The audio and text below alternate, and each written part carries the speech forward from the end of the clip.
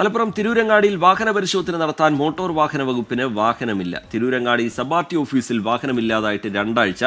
15 വർഷം കഴിഞ്ഞ സർക്കാർ വാഹനങ്ങൾ ഒഴിവാക്കുന്നതിന്റെ ഭാഗമായാണ് സബ്-ആർ-ടി ഓഫീസിലെ വാഹനം ഒഴിവാക്കിയത്. സമീർ ബിൻ കരീം വിവരങ്ങളുമായി ചേരുന്നുണ്ട് മലപ്പുറത്ത് നിന്ന്. സമീർ, ഇങ്ങനെ ഇത്തരത്തിലുള്ള കേസുകളൊക്കെ കൂടി വരുന്ന പശ്ചാത്തലം കൂടിയുണ്ട്. അതിനിടയിൽ ഈ പരിശോധനയ്ക്ക് വാഹനമില്ല എന്നുള്ളതൊരു വലിയ പ്രതിസന്ധിയാണ്. പുതിയ വാഹനം എത്തുന്നത് സംബന്ധിച്ച് എന്തെങ്കിലും വിവരങ്ങൾ ലഭ്യമായിട്ടുണ്ടോ സമീർ?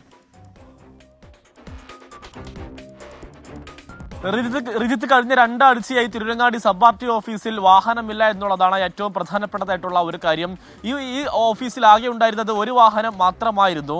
അത് 15 വർഷം പൂർത്തിയായതോടുകൂടി ഒഴിവാക്കേണ്ട ഒരു അവസ്ഥ ഇതുമായി ബന്ധപ്പെട്ട ഉദ്യോഗസ്ഥർക്കുണ്ടായി. ഇതിന് പിന്നാലെയാണ് ഈ വാഹനം കട്ടപ്പുറത്തായത്. എന്നാൽ അടുത്ത വാഹനം എത്തിയതുമില്ല എന്നുള്ളതാണ് ഏറ്റവും പ്രധാനപ്പെട്ടതായിട്ടുള്ള ഒരു കാര്യം. ഇതുമായി ബന്ധപ്പെട്ട് മോട്ടോർ വാഹന വകുപ്പ് ഉദ്യോഗസ്ഥർ ഇതുമായി ബന്ധപ്പെട്ട് അപേക്ഷ നൽകിയിട്ടുണ്ടെങ്കിൽ വാഹനം എത്തിയിട്ടില്ല എന്നുള്ളതാണ് നമുക്ക് മനസ്സിലാക്കാനായിട്ട് കഴിയുന്നത്.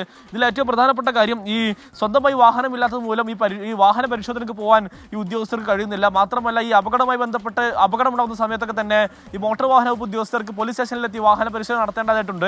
അതുകൊണ്ട് തന്നെ സാധാരണക്കാർക്ക് അത് നടത്താൻ കഴിയാത്തതുകൊണ്ട് സാധാരണക്കാർക്കും വലിയ പ്രയാസം അനുഭവിക്കുകയാണ്. മാത്രമല്ല, ഈ റംസാന്റെ തിരക്കേറിയ സമയമാണ്, ഈ പെരുന്നാളൊക്കെ തന്നെ അടുത്തിരിക്കുകയാണ്. അതുകൊണ്ട് തന്നെ ആഘോഷമായ വേളകളൊക്കെ തന്നെ ഈ അപകടരഹിതമാക്കണമെങ്കിൽ മോട്ടോർ വാഹന വകുപ്പ് കൃത്യമായി തന്നെ പരിശോധനയും ബോധവൽക്കരണം നടത്തേണ്ടതുണ്ട്. ഇതിനും പോകാൻ കഴിയാത്ത അവസ്ഥയാണ് നിലവിലുള്ളത് എന്നുള്ളതാണ് ഉദ്യോഗസ്ഥർ വ്യക്തമാക്കുന്നത്. ഇതുമായി ബന്ധപ്പെട്ട് യൂത്ത് ലീഗും CPM നിലവിൽ ഗതാഗത മന്ത്രിക്ക് പരാതി നൽകിയിരിക്കുകയാണ്.